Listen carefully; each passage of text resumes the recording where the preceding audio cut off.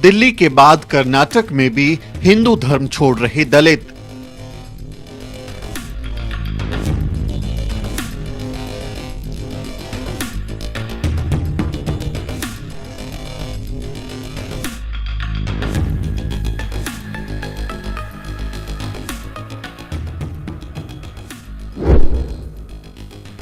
हिंदू देवी देवताओं की तस्वीरों को नदी में बहाया। ये तस्वीरें कर्नाटक से आई हैं। बाबा साहेब की 22 प्रतिज्ञाओं पर खड़े हुए विवाद के बीच इन तस्वीरों ने मनुवादियों के होश उड़ा दिए हैं। इन तस्वीरों में कुछ लोग हिंदू देवी देवताओं की तस्वीरों को नदी में बहाते हुए नजर आ रहे हैं। देखिए कैसे एक एक कर हिंदू देवी देवताओं की इन तस्वीरों को नदी में विसर्जित किया जा रहा है।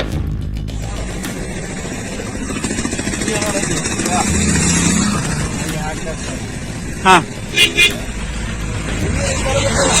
अरे हाँ हाँ हाँ हाँ हाँ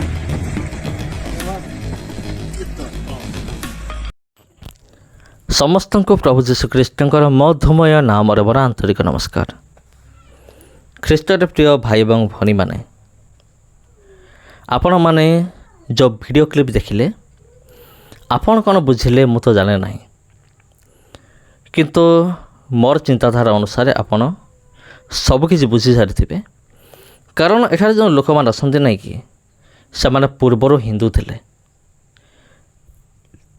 आने कौन करना घर थिबा जेते सबू देवादेवी मानकर फोटो देवादेवी मानकर मूर्ति ताकू से समस्त सामने माने कैमेरा सामने से कौन करुँच पानी रे फिंगी दौरान।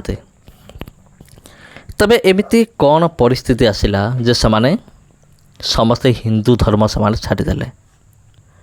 तबे प्रिय बंधुगण केवल से नुहति आजिकाली ए दुनिया रे बहुत लोक मान आसते जो मान कि धीरे धीरे धीरे धीरे हिंदू धर्म को समाने छाड़ी पलाउंट। हिंदू धर्म छाड़ी किए बुद्धिस्ट हो जाउची, किए मुस्लिम हो जाउची, किए ख्रीस्टान हो जाउची। किंतु लोक मान नजर केवल ख्रीस्टान मान ऊपर जे ये धर्म परिवर्तन करदेला। किंतु जे हिंदू धर्म छाड़ी बौद्ध धर्म को पलैला कि मुसलमान धर्म को पलैला कि अन्य धर्म को पलैला से समानकर किसी जाय आसा नहीं, क्यों टार्गेट कराऊँ केवल ख्रीस्टान लोक मान को। तबे प्रिय बंधुगण किसी दिन पूर्वर जने माने ख्रीस्टान विरोधी मते कमेंट कले।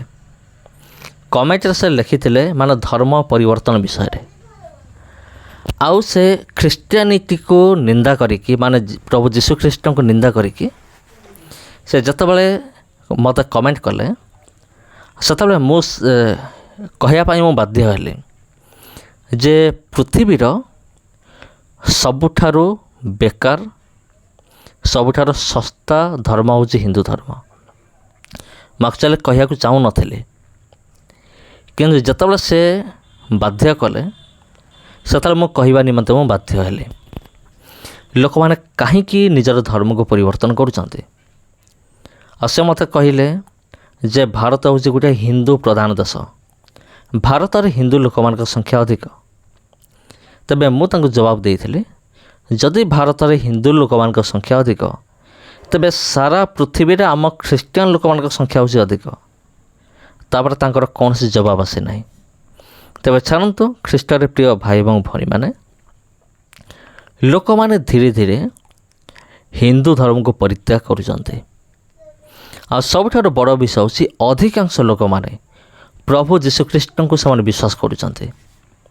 तबे आगामी दिन मानक मु डेडिकेटेड वीडियो गोटे आनिबी ये जो धर्म परिवर्तन उपरे। आम पृथ्वी रे केटा कंट्री अच्छी केटा देश अच्छी आउ क्यों देश रे ख्रीस्टियान लोक माने केते आम भारत रे केतेटा ख्रीस्टियान देश अच्छी केतोटी हिंदू देश अच्छी आउ भारत रे केवल भारत नुहे समग्र पृथ्वी रे क्यों धर्म पुस्तक सबठार अधिक बिक्री होउछि एवं काहीकि आ काहीकि लोक माने ख्रीस्टियानिटी को अपनाउछन्ति। ମାନେ ସବୁଠାରୁ ପ୍ରିୟ ସେମାନଙ୍କର ନିଜ ନିଜର ଧର୍ମକୁ ପରିତ୍ୟାଗ କରିକି ସେମାନେ କାହିଁକି ପ୍ରଭୁ ଯୀଶୁଖ୍ରୀଷ୍ଟଙ୍କୁ ନିଜର ବ୍ୟକ୍ତିଗତ ଉଦ୍ଧାରକର୍ତ୍ତା ବା ତ୍ରାଣକର୍ତ୍ତା ଭାବରେ ବିଶ୍ୱାସ କରୁଛନ୍ତି। ଏ ସମସ୍ତ ବିଷୟ ମୁଁ କହିବି ଆପଣମାନଙ୍କୁ ଆଗାମୀ ଦିନମାନଙ୍କରେ ଭିଡ଼ିଓ ଆସୁଛି। ତେବେ ପ୍ରିୟ ବନ୍ଧୁଗଣ, ଯିଶାୟ ଭବିଷ୍ୟବକ୍ତା ଗୋଟିଏ ଭବିଷ୍ୟତବାଣୀ କଲେ ଯେ ଶେଷ କାଳରେ ଏମିତି ହେବ ଯେ ଲୋକମାନେ କ'ଣ କରିବେ, ବର୍ଷା ଭାଙ୍ଗିକି ସେମାନେ ଲଙ୍ଗଳର ଫାଳ କରିବେ, ଆଉ ଖଡ଼ଗ ଭାଙ୍ଗିକି ସେମାନେ ଦା ନିର୍ମାଣ କରିବେ। ଏମିତି ଲେଖା ଅଛି, ପରମେଶ୍ୱରଙ୍କ ବାକ୍ୟରେ ଏମିତି ଲେଖା ଅଛି। ଆଉ ଅନେକ ଲୋକମାନେ ସବୁଠାରୁ ବଡ଼ ବିଷୟ ହେଉଛି ମାନେ ସ୍ରୋତ ପରି ତାହାଙ୍କ ପାଖକୁ ବହି ଆସିବେ। ବର୍ତ୍ତମାନ ସେ ପ୍ରକ୍ରିୟା ଆରମ୍ଭ ହୋଇଛି। ମାନେ ଧୀରେ ଧୀରେ ଲୋକମାନେ ପ୍ରଭୁ ଯୀଶୁଖ୍ରୀଷ୍ଟଙ୍କ ଆଡ଼କୁ ଆକର୍ଷିତ ହେଉଛନ୍ତି। ଆଉ ସେମାନଙ୍କୁ ଆପଣ ଯେତେ ପିଟନ୍ତୁ, ମାରନ୍ତୁ, ତଡ଼ି ଦିଅନ୍ତୁ, ସେମାନେ କେବେ ବି ପଛଘୁଞ୍ଚା ଦେଉନାହାନ୍ତି। ତା'ର ସବୁଠାରୁ ବଡ଼ ଉଦାହରଣ ହେଉଛି ନିକଟରେ ମାନେ କିଛି ଦିନ ତଳେ, ବେଶୀ ଦିନ ବି ନାହିଁ, କିଛି ଦିନ ତଳେ କୋରାପୁଟରେ ହେଇଥିବା ଦଙ୍ଗା ଆପଣ ଜାଣିଥିବେ। ସେଠି 4 ଖ୍ରୀଷ୍ଟିଆନ ପରିବାରର ଘର ଭାଙ୍ଗି ଦିଆଗଲା ଆଉ ସେମାନଙ୍କୁ ପିଟାଗଲା। ଆଉ ସେମାନେ ସର୍ତ୍ତ ରଖିଥିଲେ ଯେ ଯଦି ତୁମେ ପୁଣି ଥରେ ହିନ୍ଦୁ ହେବ, ଆମ ସହିତ ମିଶିବ, ମାନେ ଦେଖନ୍ତୁ ପୁଣି ଥରେ ହିନ୍ଦୁ ହେବ, ତେବେ ଆମେ ତୁମକୁ କିଛି କରିବୁନି, ଆମେ ତୁମକୁ ପୁଣି ମିଶାଇବୁ। କିନ୍ତୁ ସେମାନେ କ'ଣ କଲେ ଜାଣିଛନ୍ତି? ସେମାନେ ହିନ୍ଦୁ ହେବା ତ ଛାଡ଼ନ୍ତୁ ଦୂରର କଥା, ସେମାନେ ଜଙ୍ଗଲ ଭିତରେ ରହିଲେ। ଆଉ ବହୁତ ଦିନ ଧରି ଜଙ୍ଗଲ ଭିତରେ ଖରା, ତାତି, ବର୍ଷା ଏଇସବୁ ସହିକି ସେମାନେ ଜଙ୍ଗଲ ଭିତରେ ରହିଲେ। କିନ୍ତୁ ସେମାନେ ଯୀଶୁଙ୍କୁ କେବେ ହେଲେ ମଧ୍ୟ ଛାଡ଼ିଲେ ନାହିଁ। ତା'ର କାରଣ କ'ଣ ଆପଣ ଜାଣିଛନ୍ତି?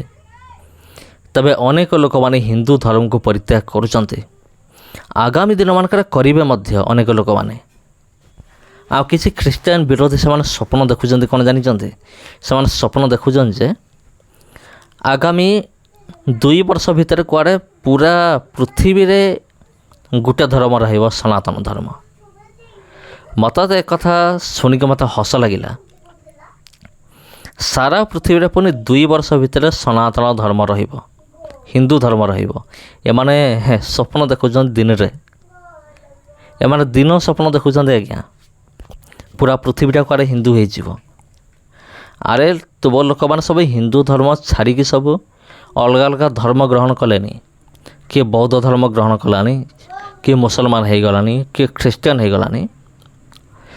ସେଥିପାଇଁ ତ ଯେଉଁ ଅଛନ୍ତି ବେରୋଜଗାର ଦଳ ଯେଉଁ ଅଛନ୍ତି, ଆଉ ସେମାନଙ୍କ ସ୍ଲୋଗାନ କ'ଣ ଦେଉଛନ୍ତି? ହିନ୍ଦୁ ଧର୍ମ ବିପଦରେ ଅଛି, ହିନ୍ଦୁ ଧର୍ମ ବିପଦରେ ଅଛି। କାହିଁ ତ ଆମେ କହୁନୁ ଖ୍ରୀଷ୍ଟିଆନ ଧର୍ମ ବିପଦରେ ଅଛି, ଖ୍ରୀଷ୍ଟିଆନ ଧର୍ମ ବିପଦରେ ଅଛି? ଆମେ କହିବୁ ନାହିଁ, କାରଣ ଆମେ ଜାଣିଛୁ ଯେ ପ୍ରଭୁ ଯୀଶୁଖ୍ରୀଷ୍ଟ ଯେଉଁ ଆଦର୍ଶ ଗୁଡ଼ିକ ଛାଡ଼ି ଯାଇଛନ୍ତି ତାହା କେବେ ବି ବିପଦରେ ନୁହେଁ, ବରଂ ତାହା ଲୋକମାନଙ୍କର ଜୀବନକୁ ଧୀରେ ଧୀରେ ପରିବର୍ତ୍ତନ କରୁଛି।